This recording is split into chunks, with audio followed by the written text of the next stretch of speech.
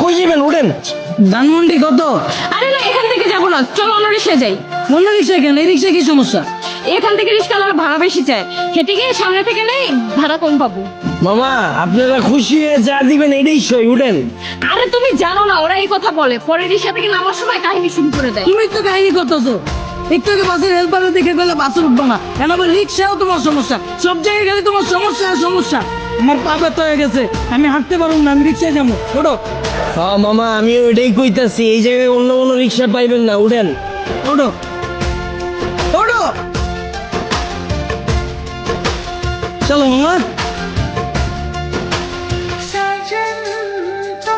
কি খেলা দেখাইলি রে টুম্পা, শিখলাম। মামা তুমি টুম্বা কই লাগে? টুম্বা কেডা? মামা কঠিন কাহিনী, আমার গার্লফ্রেন্ডের নাম ছিল টুম্পা। কি কো মামা, আমার গার্লফ্রেন্ডের নাম তো টুম্পা। কি কও মামা, আসলেই? হ্যাঁ, কিন্তু মামা তুমি রিক্সা চালাও আর প্রেমও করো, ব্যাপারটা কিন্তু ইন্টারেস্টিং। না মামা, প্রেম করি না তো, করতাম। আর রিক্সা চালায় তো প্রেম করি নাই মামা, ওর লাগে প্রেম করছি দেখে আজকে আমার রিক্সা চালাইতে হইতাছে, আর নাহলে তো মামা আজকে আপনার জায়গায় থাকতাম। আরে টুম্পা, তোর লাগে প্রেম করে আজকে আমার হাতে হ্যান্ডেল, পায়ে প্যাডেল। কি কো মামা, প্রেম করে মানুষ দেবদাস হয়ে যায় শুনছি, কিন্তু প্রেমের লাগে মানুষ রিক্সা চালায় এটা প্রথম শুনলাম। মামা তোমার কাহিনীটা কিন্তু ইন্টারেস্টিং লাগতেছে, গল্পটা কও শুনি। আরে বাবু কি শুরু করছো? ওনার এই ফালতু গল্প শুনে আমাদের সময় নষ্ট করে লাভ আছে। তার চেয়ে চলো তুমি হেডফোন বের করো, আমরা গান শুনি। আরে না, মামার কাহিনীটা অনেক ইন্টারেস্টিং, মামা তুমি কও। না বাবা থাক, বাদ দেন, মানে শুনতে চাইতেছে না, পরে দেখা গেল আমার কাহিনী ভিন্ন চিত্তা যাবো। আরে মামা তুমি তোমার গার্লফ্রেন্ডের কাহিনী কইবা, এটা তো হয় চেতবকে, কও মামা শুনি। মামা কি কমু দুঃখের কাহিনী, ও একটা জিনিস আছিল মামা, খালি চুস্ত। সুস্থ মানে?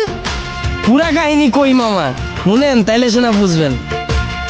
ওর মায়ের বইরা মামা একটা চাকরি করতাম, ওই চাকরিটাও গেছে গা। পরে আর কি করার, বন্ধু বান্ধবের তো টাকা ধারলে ওর লগে দেখা করতাম, মাসের ভিতরে 15 দিনে দেখা করতাম মামা 15,000 চুইস চালাইতে। কেমনে মামা? মামা হয়তো মাইয়া ছিল না মামা, হয়তো পিসাচা ছিল, রক্তের মতো টাকা খালি চুইসা খায়া ফলাইতো। তাও মামা মনের বুঝ দিতে পারতাম, যদি মামা ধৈর্য রাখতে পারতাম। মামা গার্লফ্রেন্ড গেছে কেমনে? মামা আমার চাকরি তো চুষেই দিছে, এরপরে মামা বন্ধু বান্ধবের যে টাকা ধার করছিলাম, ওর টাকা তো আর শোধ করতে পারি নাই, পরে আর নতুন করে ধার দেয় নেই, এর লেগে 10 দিন বেড়ে ওর লেগে দেখা করতে পারি নেই।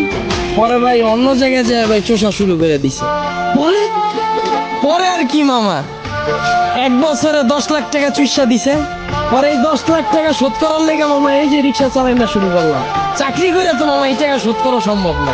মামা তোমার কপালটা আসলে খারাপ আছিল, কিন্তু মামা আমার কপাল কিন্তু চান কপাল, আমার গার্লফ্রেন্ড আমার অনেক ভালোবাসে। আর মামা আমিও কিন্তু আমার বন্ধুদের থেকে টাকা ধার লয়া পরে লয়া ঘুরি, কিন্তু মামা ভালোবাসার কাছে টাকা পয়সা আসলে তুচ্ছ জিনিস, কি কও জান? মামা আপনার লেগে দোয়া করি মামা, খালি জীবনে একটাই আফসোস, যারে আম খাওয়া শিখাইলাম এখন আর আম খায় না মামা, আপেল খুঁজে। আর 2 দিন পর পর নতুন বয়ফ্রেন্ডে আমার রিক্সায় উঠে। কি কও মামা, তোমার গার্লফ্রেন্ড তোমার চুষা তোমার রিক্সায় উঠে আবার বয়ফ্রেন্ড লয়া? মামা আমি যদি তোমার জায়গায় হইতাম তাইলে দুইটারে দুই গেলে তারা ময়রা দিতাম। কি কো মামা, আসলেই? হ্যাঁ, তুমি দরকার হইলে আমার নাম্বার লয়ে লও, অগরে যখন পাইবা আমার নাম্বারে কল দিবা, দরকার হইলে আমি আইসা অগরে থামলে যাবো। কি লো থামাইছো কে? আয় মরছি তো মামা, নামেন। ও আর বলছো কত দিমু? ফিরে আসছে আমার মালিকা। মামা আপনিই তো কইলেন পাইলেই কানের নিচে বাজায় দিতে, আমারে হাতে হ্যান্ডেল পায়ে প্যাডেল যে পরাইছে ওই জিনিসই তো এইটা, এটাই তো আপনার কপালে জুটছে। আর আপনি কইলেন না হেল্পারে দেখা উঠতে চায় না এই বাসে, ওই হেল্পারও আমার মতোই চাকরি করতো, ওরে চুইসা হেল্পার বানায় দিছে, এরপর আপনারা ধরছে। যাক মামা সাবধানে থাকেন, আমার ভাড়া দিয়ে দেন।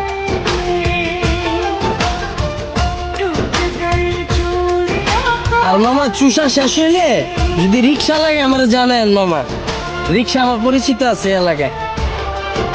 কি খেলা দেখাইলি রে টুম্পা, শিখলাম।